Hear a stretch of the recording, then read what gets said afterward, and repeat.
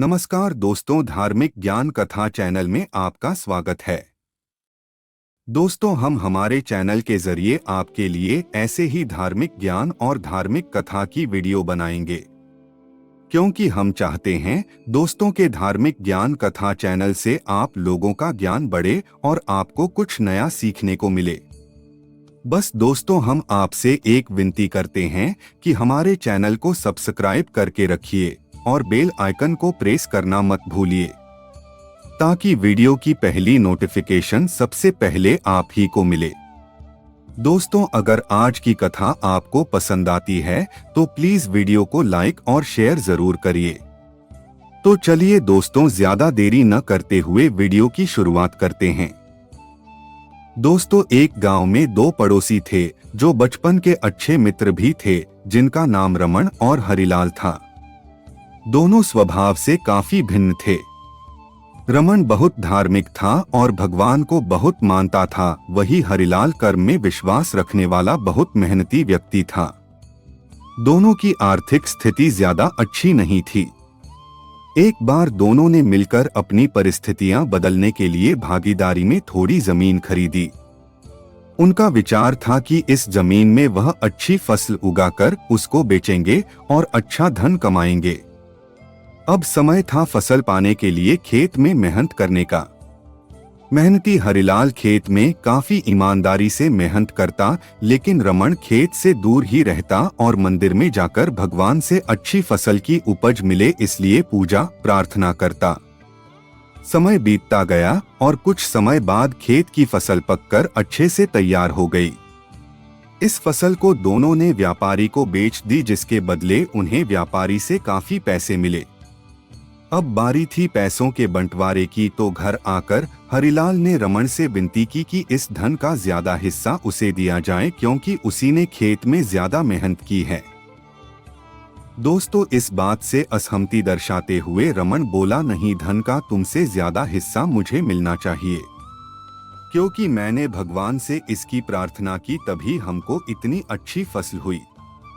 मेरी भक्ति और भगवान के बिना ये संभव नहीं होता। दोनों ही अपनी अपनी बात पर अड़े हुए थे। वह दोनों इस बात को आपस में नहीं सुलझा सके।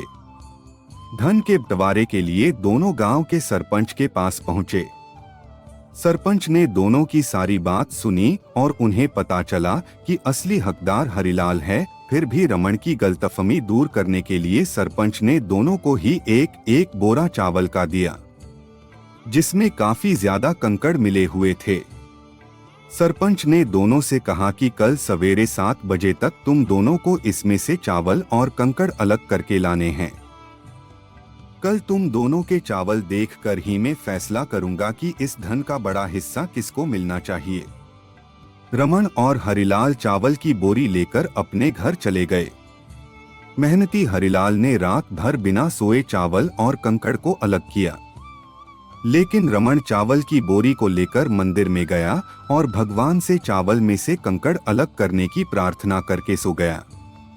अगले दिन सुबह हरिलाल जितने चावल और कंकड़ अलग कर सका उसको ले जाकर सरपंच के पास गया, जिसे देखकर सरपंच खुश हुआ।